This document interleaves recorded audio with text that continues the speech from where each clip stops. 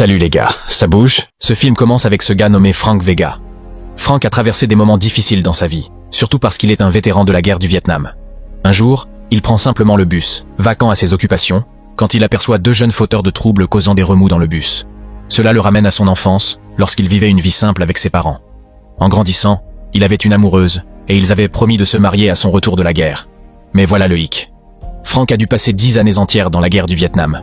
Quand il est enfin rentré chez lui, il a découvert que sa copine était partie se marier avec un autre homme et avait eu 2 enfants. Ça a dû faire mal. Alors, le cœur brisé, Frank décide de tenter sa chance à l'académie de police, pensant que son expérience militaire l'aiderait. Mais il le refuse, ce qui est vraiment décevant. Il ne pouvait trouver de travail nulle part, alors il finit par vendre des hot dogs, pendant la majeure partie de sa vie. C'est ainsi qu'il a gagné sa vie, en vendant ses hot dogs. Mais ensuite, les choses prennent une tournure pour le pire. Un nouveau camion de hot dog chic arrive en ville et vole presque tous les clients de Frank. Il n'a donc pas d'autre choix que de devenir un vagabond, errant sans véritable maison ni emploi. Dur moment pour Frank Vega, c'est sûr. Avançons maintenant jusqu'à aujourd'hui. Il y a ces deux jeunes fauteurs de troubles dans le bus, causant une grosse scène et essayant même de blesser un vieil homme. Mais Frank intervient et sauve le vieil homme, donnant une bonne raclée à ces fauteurs de troubles. Certaines personnes dans le bus ont tout enregistré et partagé sur les réseaux sociaux. Tout d'un coup, Frank devient une grande célébrité. Après son acte héroïque qui devient viral en ligne, ils commencent à l'appeler badass, et tout le monde le trouve génial. Les gens commencent même à fabriquer des t-shirts et des graffitis à son effigie. La police lui fait même faire un tour en voiture dans la ville. Mais ce n'est pas tout, les amis. Frank et sa mère sont invités à une émission de télévision et il est sous les projecteurs.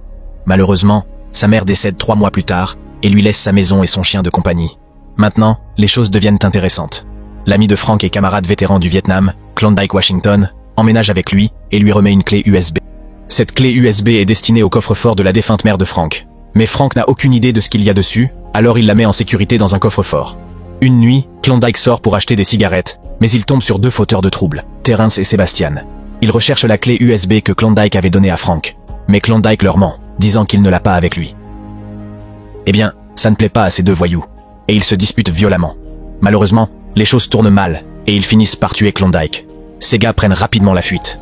Lorsque Frank apprend la nouvelle de la mort de son meilleur ami, il se précipite à la morgue pour voir le corps de Klondike. Il est très secoué, et demande à la police d'enquêter en profondeur sur le meurtre de Klondike et d'attraper les coupables. Maintenant, les choses se compliquent. Une nuit, l'ami de Frank, l'agent Mullark, qui est policier, passe chez lui. L'agent Mullark essaie de rassurer Frank en lui disant que le département de police fait vraiment de son mieux pour trouver le meurtrier de Klondike. Mais plus tard, Frank regarde les nouvelles et voit que les flics ont résolu d'autres crimes beaucoup plus rapidement. Cela ne lui plaît pas du tout.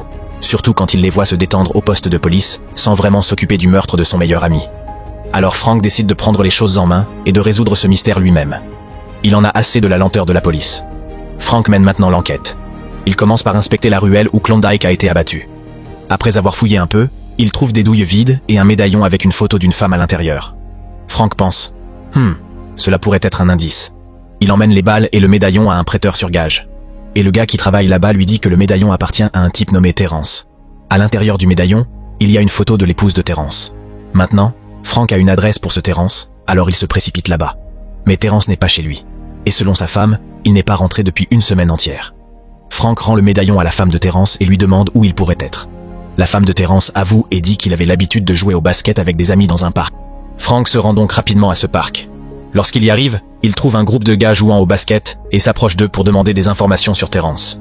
Frank s'approche de ces jeunes gars au parc, pensant qu'ils pourraient savoir où se trouve Terrence.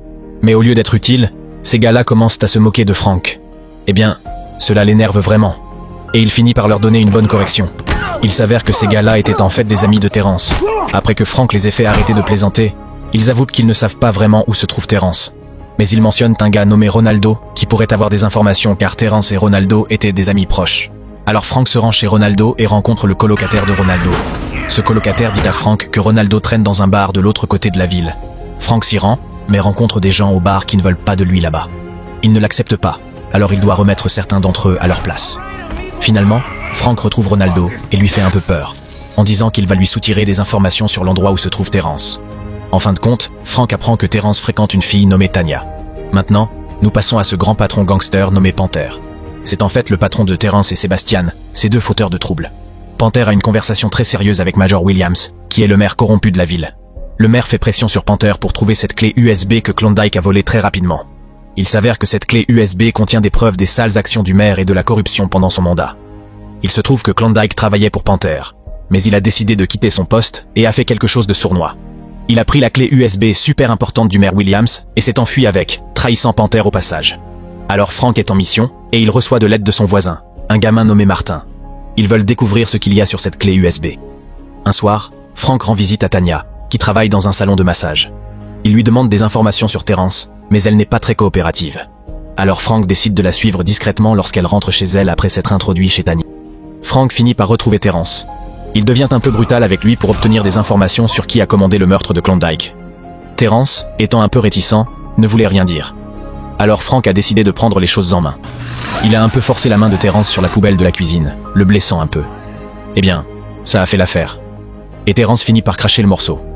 Il s'avère que Klondike s'est mis dans de sérieux ennuis. Il s'est mis à dos un baron de la drogue nommé Panther Seed. Klondike a volé cette clé USB dont nous avons parlé, et elle contenait des informations secrètes sur le forage d'un puits de pétrole dans le quartier pour le maire Williams. Terence dit même à Frank où il peut trouver ce gars nommé Panther. Mais avant que Frank ne parte affronter Panther, il rentre chez lui pour se préparer. Mais il entend du bruit chez Martin. Amber, la mère de Martin, passe un très mauvais moment avec son mari violent. Frank intervient et la sauve de cette situation parce que Frank est le héros. Amber l'invite à déjeuner. Frank ne manque pas l'occasion, alors il met ses vêtements chics, se nettoie bien et sent bon. Pendant le déjeuner, les choses deviennent assez intimes, et ils sont sur le point de s'embrasser lorsque Martin Jr. entre. Frank insiste pour qu'Amber et Martin restent chez lui jusqu'à ce qu'il répare sa porte d'entrée. Le lendemain, Frank remet la clé USB à l'agent Mullark, puis retrouve Panther dans sa cachette. Panther a appris que Frank venait pour lui, et a dit à son équipe de tendre une embuscade à Frank s'il ne ramenait pas cette précieuse clé USB. Alors Frank se retrouve dans une situation vraiment difficile. Le gang de Panther le submerge, et il perd connaissance. Ils le capturent, et commencent à lui faire des choses terribles pour qu'il révèle où la clé USB est cachée. Ils le branchent même à un appareil de choc électrique, essayant de le faire parler. Mais vous savez quoi? Frank est un gars têtu. Il ne cède pas, même quand il est vraiment blessé. Panther est très frustré par le silence de Frank. Alors il prend le portefeuille de Frank et découvre où il vit, pensant peut-être que la clé USB est cachée là-bas avec ses proches. Panther a ses hommes en train de torturer Frank pendant... Il se précipite vers la maison de Frank, pensant qu'il va trouver cette clé USB. Mais Frank parvient à se libérer de ses liens. Il avait une petite allumette qu'il avait récupérée auprès d'Amber. Frank allume cette allumette et la jette sur des fûts de pétrole qui traînent, mettant le feu à tout l'endroit et provoquant une grande explosion. Panther prend la fuite, mais Frank ne le laissera pas s'échapper aussi facilement. Ils volent tous les deux des bus et commencent une folle poursuite, causant beaucoup de dégâts à d'autres véhicules en chemin. Finalement, ils détruisent les deux bus. Frank ne lâche pas prise. Il continue de poursuivre Panther à pied. En chemin, il croise les deux fauteurs de troubles du bus plus tôt.